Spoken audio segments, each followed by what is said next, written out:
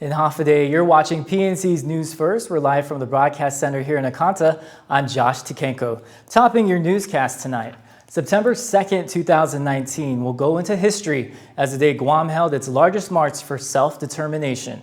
No matter what political status, affiliation, or ideology is favored, event organizers say the Fanogi March for Chamorro Self-Determination is the way for everyone to move forward.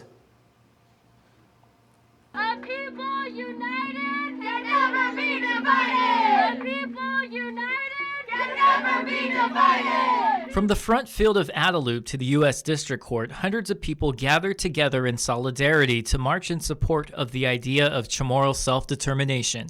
The peaceful and lawful march was organized by former Congressman and University of Guam President Dr. Robert Underwood. As the crowd rallied together with a giant Guam flag held up from various members of the community, Underwood injected energy into his words, saying a promise made should be a promise kept. We're not here to deny people a right. We're here to fix a wrong. They said it was over. Is it over? They said the time has passed for the Chamorro people. Has that time passed?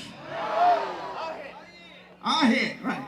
Underwood stresses that Guam is made up of so many different people from all walks of life and around the world that want peaceful resolution to the issue of self-determination. We are the people of Guam who look out for each other, who respect each other, who understood that Chamorro hospitality and the Hafaday spirit was not an invitation to deny a fundamental right to choose a political future.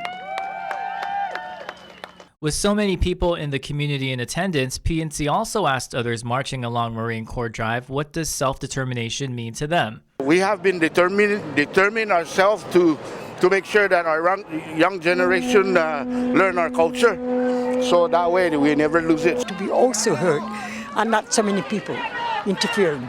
The march was supported by 3 different task forces representing independence, statehood, and free association, as well as different businesses, organizations, and families who share the common belief that the pursuit of Chamorro self-determination is a very important step toward a better future for Guam. Maila, come with us. Fanogi, Kahulu, Kalamtin. Move forward with one clear voice that will not be silenced. In other news, with a vote of 12 yes votes, 2 no votes, and 1 excused absence, senators of the 35th Guam legislature passed Bill 186-35, or the fiscal year 2020 budget bill, late Saturday night. Senator Therese Terlai said that over $954.8 million budget that they passed is not perfect, but it does have some good things in it, including the addition of 50 new police officers. However, some senators were not happy with the budget process. Senator Tello Tadegui pointed out they had less than 2 weeks to debate the single most important policy call of this term. Speaker Tina Muñoz Barnes has already transmitted the budget bill to Adaloop, where Governor Lou Leon Guerrero says she has begun the review process. It was making sure that provisions were in to not grow the government, but to make sure that critical services, critical agencies had the manpower that it needed to be able to provide for the basic services of our government. This budget is very lean. It is, and so I'm going to work very closely with my team and my directors to make sure that we stay within the budget and that we're very frugal and very adequate. The governor also says she's appreciative of the senators not rolling back the business privilege tax because it will decrease revenues by about $60 million. However, she is willing to discuss concrete actions to address where they would make up the $60 million if the BPT were to be rolled back. The governor has 10 days to act on the budget bill. And the Department of Homeland Security is overturning its discretionary parole policies for nationals of the Russian Federation who are seeking entry into Guam or the Commonwealth of the Northern Mariana Islands. This was disclosed by Sinamay Congressman Gregorio Kilili Sablan, who said the new rule will be posted on the Federal Register website for public viewing and officially published on September 3, 2019. Tourism executive Bart Jackson, who helped develop the Russian market for the Guam Visitors Bureau, told Phil Leon Guerrero over News Talk K57 that this is an unfortunate turn of events. According to Jackson, many Russian asylum seekers are living off the charity of various social work organizations, adding they can often be found in soup kitchens in Hagatnya. Despite the asylum problem, Jackson said it would still be a bad thing if the Russian tourism market goes away completely. It's unfortunate. It's unfortunate because you never want to lose another market, even a small one. You know, Russia is still a small one, but it certainly isn't good for us. And I don't know exactly why, but you know, it could be related to asylum issues.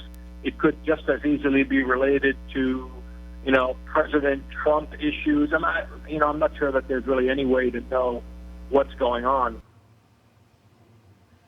According to American Corporate Services, Immigration and Business Services, the number of people from other countries seeking asylum in the United States is on the rise because of the economic and political unrest around the globe. Since Guam is the nearest U.S. soil for countries like Russia to travel visa-free, there have been many attempts to enter the U.S. through Guam.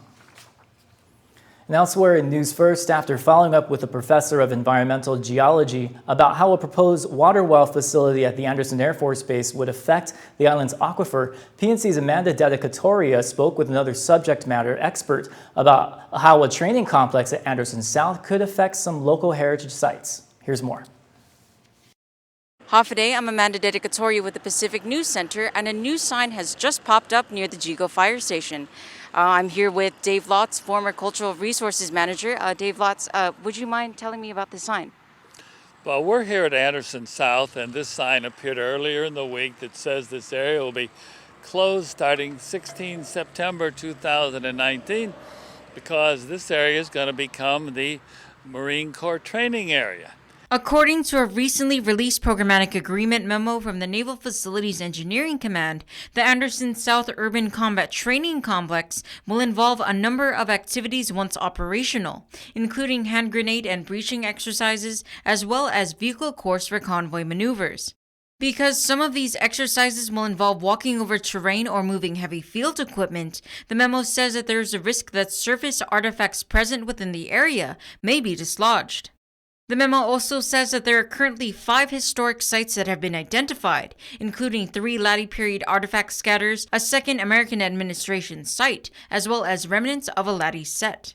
Now, I think it's very interesting that there are interior upland latties around Guam. This Latte was apparently partially removed when this road was put in, probably in the late 40s or early 50s. Lotz expressed his concern about the memo's recommendation for the sites to undergo data recovery, which he says may compromise the integrity of each location, as it involves the excavation of archaeological sites to gather information about the artifacts within the area. It is a good way to learn a bit about the future, but in that process and then what follows, the site will be destroyed. So again, I feel there's really no substitute for preserving our cultural heritage sites so that people can go out and get a clear understanding of what our heritage means.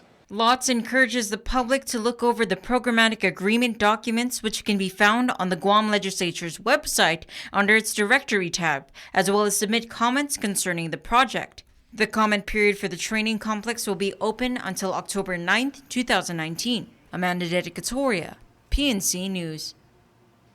Thanks, Amanda, for that report.